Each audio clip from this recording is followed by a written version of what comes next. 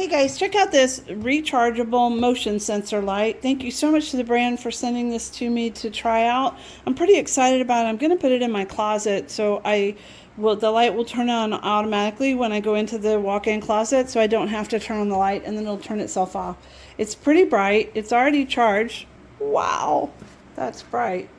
And there's the motion sensor. It even works when it's not dark, so that's pretty cool.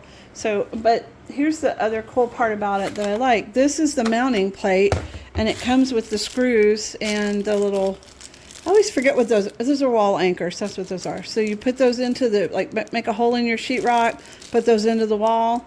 If you can't put it into a stud, and then the screws go in that. And so this is your mounting bracket that you'll mount to the wall, and then that way when it's time to recharge, this is mounted to the wall, and all you do is take it off the wall and then go charge it up with the USB-C port.